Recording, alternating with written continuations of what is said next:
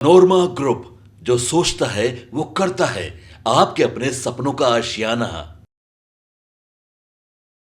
नमस्कार, भारत लाइव देख रहे हैं आप। जांच पड़ताल करेंगे। बिहार के राजनीति में परिस्थितियां हैं कुछ ऐसी उत्पन्न हो गई हैं कि इस पर जांच पड़ताल करवाना जरूरी है। बाबा हमारे साथ हैं। बिहार में 4 सीटों पर उपचुनाव तो हो रहे हैं, लेकिन इस उपचुनाव से ज़्यादा चिंता नरेंद्र मोदी को अपने सरकार बचाना है। बीजेपी को 2025 में बढ़त बनाना है। कैसे बनाएंगे? नीतीश कुमार इधर एक से बड़े एक धुरंधरों के साथ बैठक करके ये दिखा रहे हैं कि 25 में हम अपनी ताकत दिखाएंगे। नीतीश कुमार क्या छटकने वाले हैं? क्या नीतीश 23 नवंबर का इंतज़ार करेंगे? 4 सीटों पर उपचुनाव के जो परिणाम आएंगे ये निर्णायक होंगे नीतीश कुमार के गठबंधन में साथ रहने के। क्या होता है, कैसे इस पर नीतीश कुमार के लिए परिस्थितियां तैयार की जाएंगी कि वो रहें, इस पर जांच पड़ताल करवाने के लिए बाबा से सीधे जुड़ते हैं। नीतीश इस बार छटकेंगे क्या फिर से? नहीं रत्नेश, नीतीश छटकेंगे नहीं। भारतीय जनता पार्टी का जो एक्शन प्लान है ना, वो बता रहा है कि नीतीश को छटक जाना चाहिए। अच्छा, मतलब हाँ, पहले आप देखते होइएगा कि नीतीश कुमार विभिन्न कारणों से वो अलग हो जाया करते थे। आराम से अपना उठे, बढ़िया बिस्तर समेटे और कहे कि हम जा रहे हैं, इस्तीफा का कागज लेकर के दिए और वहाँ से पाला बदल गया। लेकिन इस बार नीतीश कुमार नहीं, नीतीश कुमार तो बार बार कह रहे हैं, अब तक 3 बार 4 बार रिपीट कर चुके हैं कि इन्हें उन्हें तनी चले गए थे, अब कहीं नहीं जाएंगे। देखो, एक उम्र होता है, उस उम्र के बाद जब 60 साल में रिटायर्ड का गवर्नमेंट रखी है कि 60-62 साल में आप रिटायर्ड हो जाइएगा, उसके बाद यदि आप काम करने जाते हैं तो आप थक चुके होते हैं। बिल्कुल, एक मानसिक थकान भी हो जाती है। बहुत सारे लोग कहते हैं कि अब क्या मतलब, अब क्या करे के बाद, छोड़ा होने, अब क्या करे के बाद।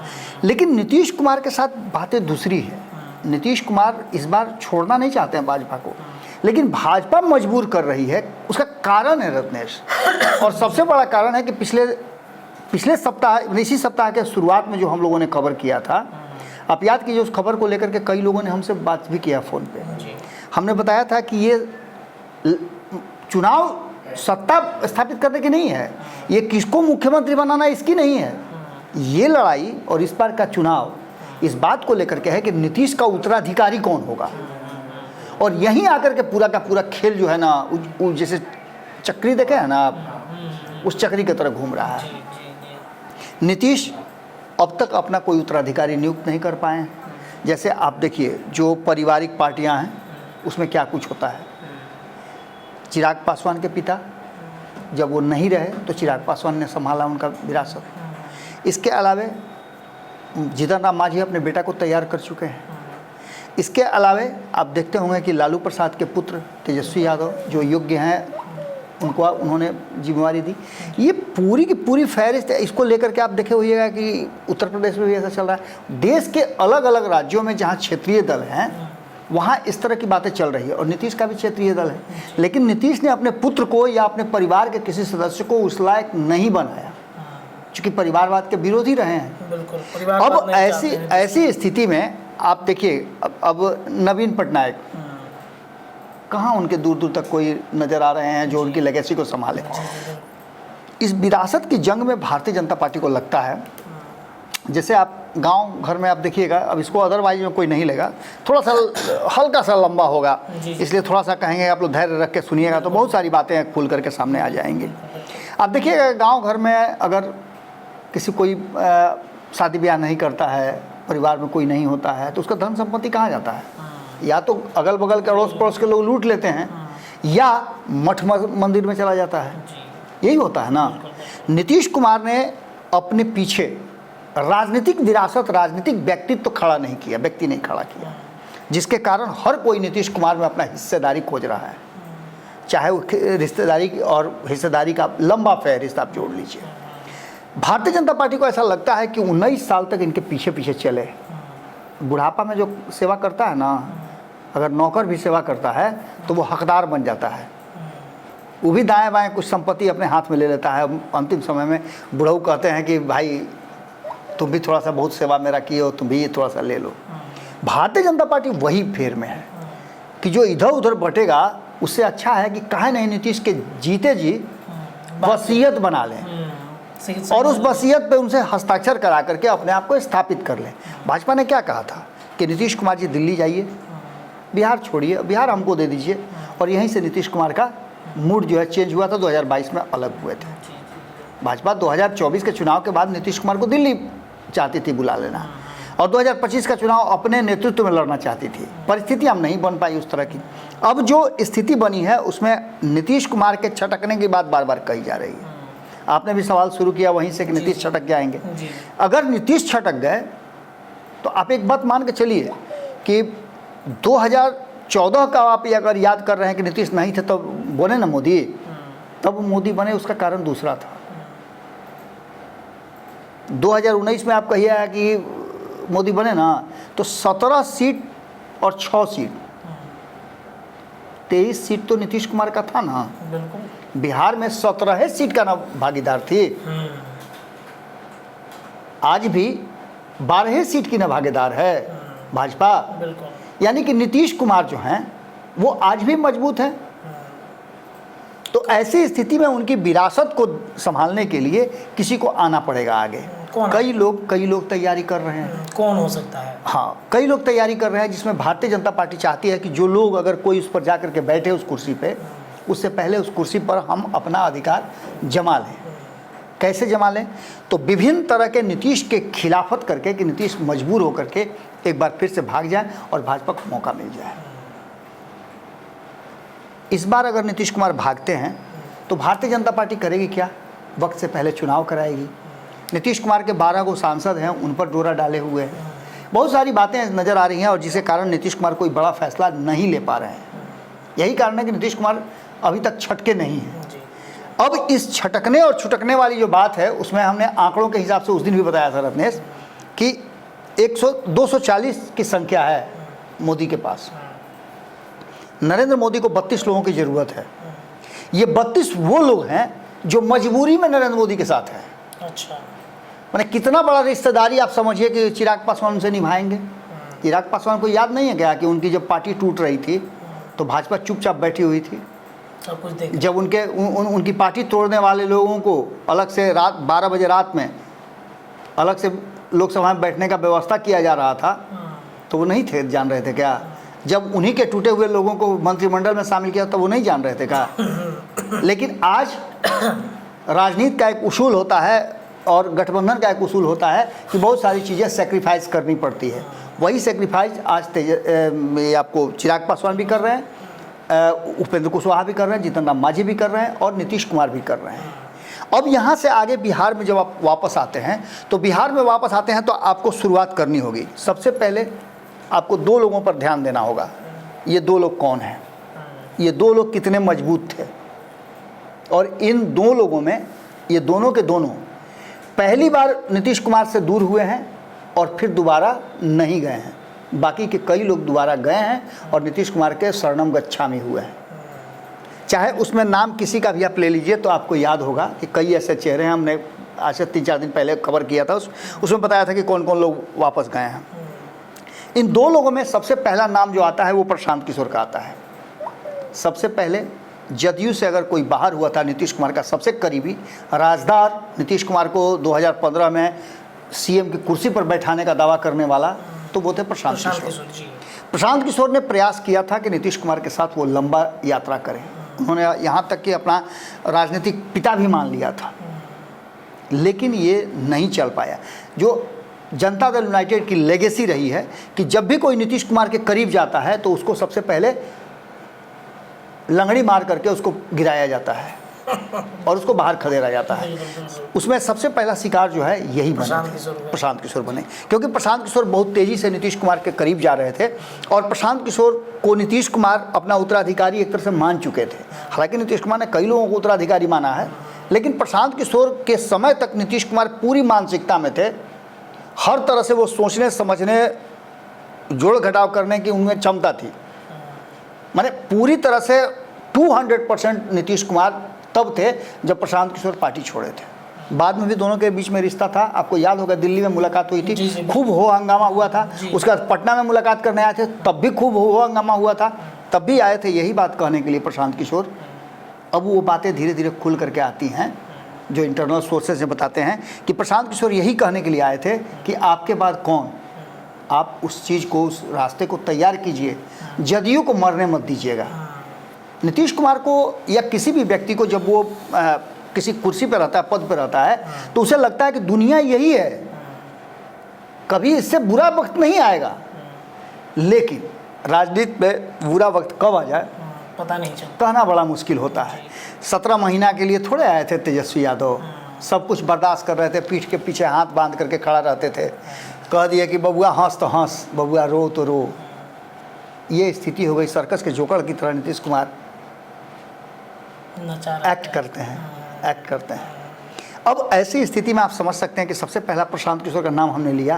प्रशांत किशोर को लगा कि बिहार, जहां वो पहला प्रयोग किए थे, किसी राज्य के लिए उनका पहला प्रयोग था और उस प्रयोग में वो सफल भी रहे, उन्हें लगा कि बिहार जहाँ के वो रहने वाले हैं, इस बिहार को थोड़ा और बूस्ट किया जाए। अगर नीतीश कुमार के साथ रहते और नीतीश कुमार जिस तेज़ी से आगे बढ़ रहे थे 2005 से 2010 वाले नीतीश कुमार, 2010 से 2013 वाले नीतीश कुमार, तो निश्चित रूप से 2015 से 2020 वाले नीतीश कुमार बहुत कुछ कर पाते हैं, क्योंकि उनके पास सारा एसेट था। प्रशांत किशोर के पास पूरा डाटा था और नीतीश कुमार के पास वो 7 निश्चय योजना था। आज भी नीतीश कुमार 7 निश्चय योजना part 1, part 2, part 3, part 4, part 5 जब तक जीवित है तब तक करते रहेंगे। इनका ड्रीम प्रोजेक्ट है ये। इन सब चीज़ों को, ये ड्रीम प्रोजेक्ट दिया किसने था?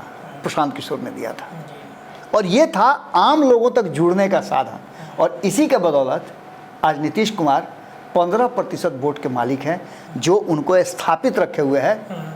इसके बाद प्रशांत किशोर ने कोशिश किया और आज प्रशांत किशोर को लगता है कि अगर कोई नीतीश कुमार का वास्तव में उत्तराधिकारी है तो वो प्रशांत किशोर है। पहली बात, पार्टी भी उन्होंने बनाई, लाख कह लें वो कि भाई हम मुख्यमंत्री के दावेदार नहीं हैं, हम ये नहीं हैं, हम वो नहीं हैं, लेकिन फैसले तो सारे वही ले रहे हैं ना। उनकी पार्टी के भीतर कई उनके फैसले हैं जो फैसले पॉलिटिकल फैसले नहीं हैं, लोग की नाराज़गी भी है, बहुत सारे लोग मुंह से नहीं बोल रहे हैं, लेकिन इस चुनाव के बाद बहुत कुछ निकल करके सामने आएगा जिसकी चर्चा मैं कर रहा हूँ।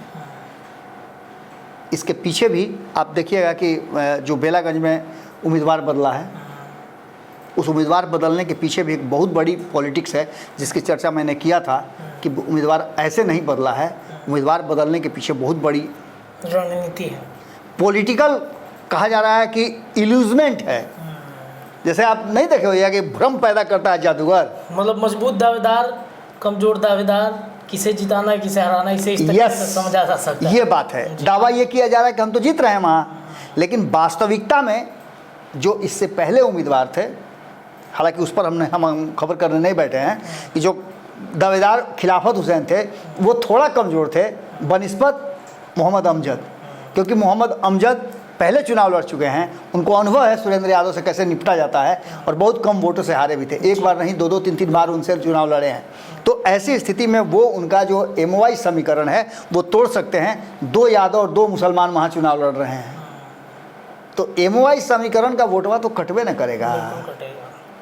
फेफड़ी का है सूखा हुआ है तेजस्वी यादव का और सुरेंद्र यादव का, यही कारण है। चलिए इस बात को हम आगे रखते हैं। अब रहा सवाल कि एक तो प्रशांत किशोर हो गए, प्रशांत किशोर जब रिप्लेस हुए थे, जदयू से हटे थे, तो उस समय एक लॉबी काम कर रही थी। वो लॉबी थी RCP सिंह की, वो लॉबी थी ललन सिंह की, वो लॉबी थी इनकी नीरज कुमार की, वो लॉबी थी अशोक चौधरी की। ये सभी लोगों की वो लॉबी थी जिसने ये सोचा कि अगर प्रशांत किशोर नीतीश कुमार के उत्तराधिकारी के रूप में स्थापित हो जाते हैं तो हमारा क्या होगा। इसलिए सबसे पहला काम अगर कुछ करना है तो लॉबी को तोड़ना है। और वहाँ से प्रशांत किशोर को बाहर करवाया गया, RCP सिंह को आगे किया गया, उनको आगे बूस्ट करके और नीतीश के करीब भेजा गया और प्रशांत किशोर को पीछे ठेला गया। प्रशांत किशोर बाहर हो गए, RCP सिंह का दिन आया, उनका ऑरा आया, वो भी समझ गए कि अब इससे जी कम क्या हो सकता है, अब तो हम सरताज है, नीतीश के बाद तो बस कुर्सी हमारे पास है, कुछ दूर थोड़े है, एक डेग तो खाली आगे बढ़ना है। वहाँ नीतीश कुमार बैठे हुए हैं, यहाँ हम बैठे हुए हैं, बस वहाँ से गिरे हम यहाँ से चढ़े। लेकिन वो भी नहीं हो पाया, क्योंकि जब जैसे ही वो बहुत ज़्यादा निश्चिंत हो गए कि अब तो सब हम ही हैं, नंबर 2 की कुर्सी मेरे पास है, वैसे ही ये पूरा का पूरा खेल जो है बदल गया। और ये खेल ऐसा बदला कि इस बदले हुए खेल में एक बार फिर से आरसीपी सिंह को बाहर करने के लिए एक नई रणनीति लाई गई, और उसके लिए आपको याद होगा कि लाया गया था उपेंद्र कुशवाहा को। उपेंद्र कुशवाहा को सामने करके और उनको ये बता करके कि यही उत्तराधिकारी होंगे, उनको साइड किया गया। फिर उसके बाद उपेंद्र कुशवाहा के साथ भी वही हुआ। बिल्कुल। अब जो बचे हुए थे अशोक चौधरी, उनके साथ भी लगभग यही हो गया था, लेकिन अशोक चौधरी जीवट आदमी हैं, संगठनिक आदमी हैं, ज़मीन से जुड़े हुए नेता हैं। झटकी मार करके उन्होंने समझ लिया परिस्थितियों को, अब तक नीतीश कुमार के करीबियों में से शुमार है। अब इसके बाद मैंने दूसरा नाम लिया था आरसीपी सिंह का। आरसीपी सिंह जो नीतीश कुमार ने बुलाई है बैठक 28 तारीख को, ये बैठक क्यों बुलाई है? नीतीश कुमार को इस बात का एहसास हो गया कि भारतीय जनता पार्टी कर क्या रही है। लाख नीतीश कुमार सरेंडर कर दें, कोर्ट में जाइए आप सरेंडर कर दीजिए, आपको सज़ा हो जाएगा क्या? नहीं होगा, जब तक आप सबूत के साथ सरेंडर नहीं कीजिएगा। सबूत कहाँ है? सबूत तो सब समाप्त कर दिया गया है।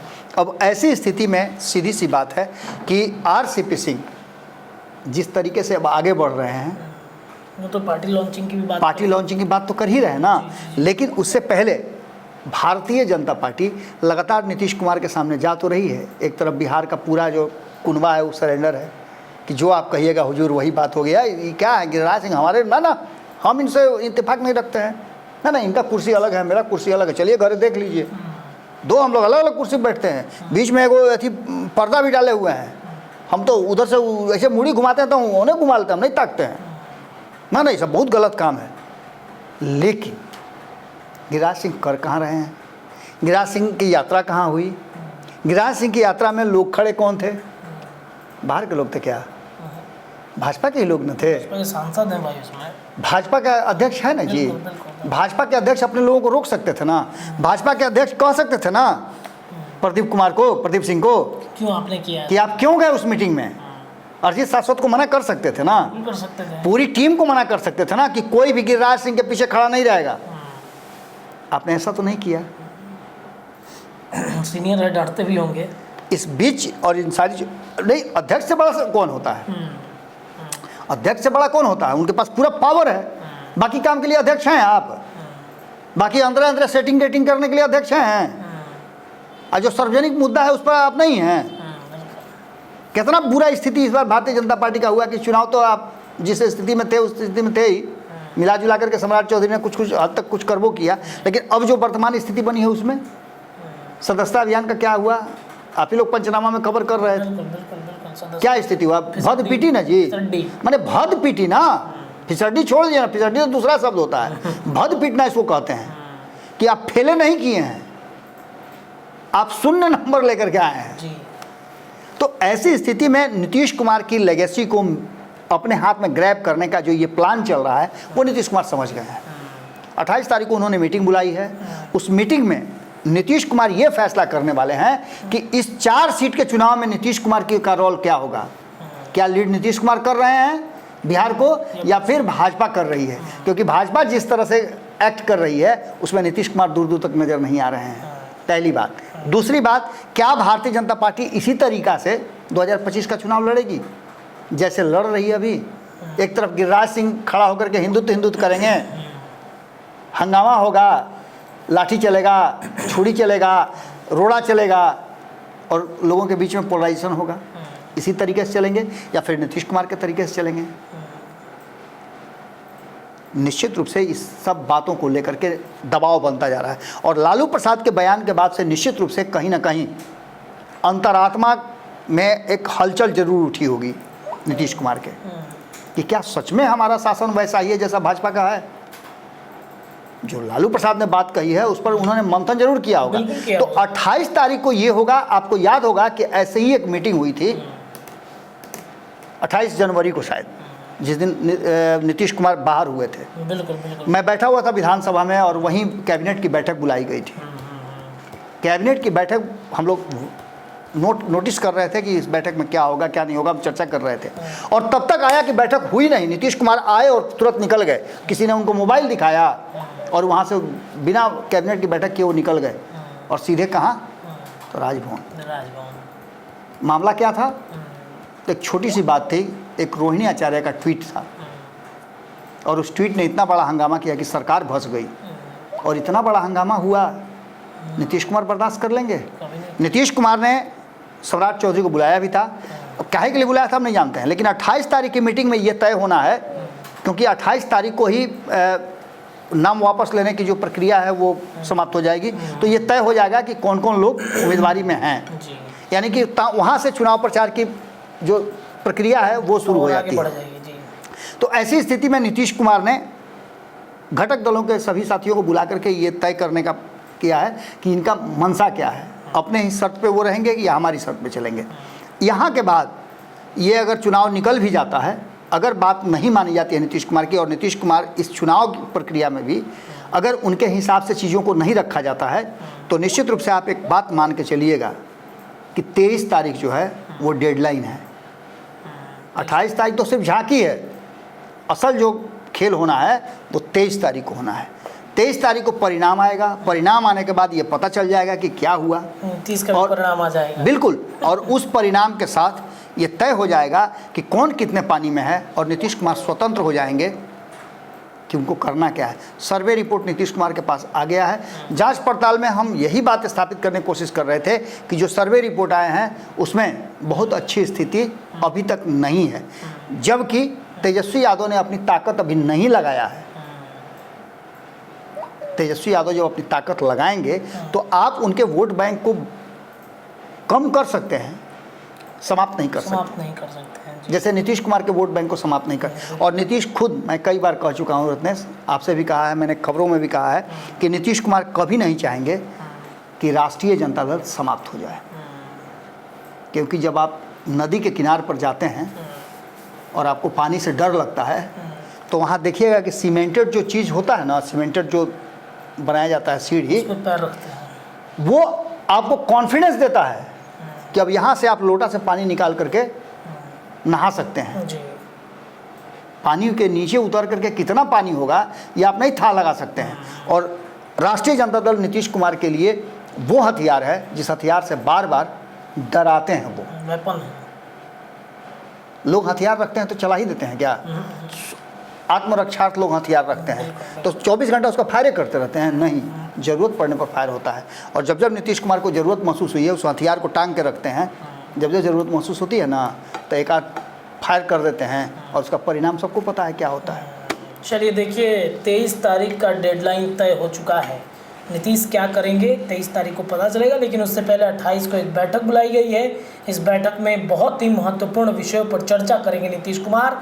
गिरिराज सिंह की यात्रा से लेकर के सर्वे रिपोर्ट जो मंगाए गए हैं उपचुनाव के, उस पर भी जांच पड़ताल में इतना ही। लेकिन अभी लगातार आपको खबर मिलेगा भारत लाइव पर। जुड़े रहिए अपने चैनल के साथ। बहुत बहुत धन्यवाद। आपके सपनों को हमने सजाया है, ई होम्स पैनोरमा को हमने बनाया है। ई होम्स मेरा एक सपना था जिस पे मैं पिछले 4 साल से काम कर रहा था। हमने जो बनाया है वो सबने है माना। ई होम्स पैनोरमा में हो आपका भी आशियाना।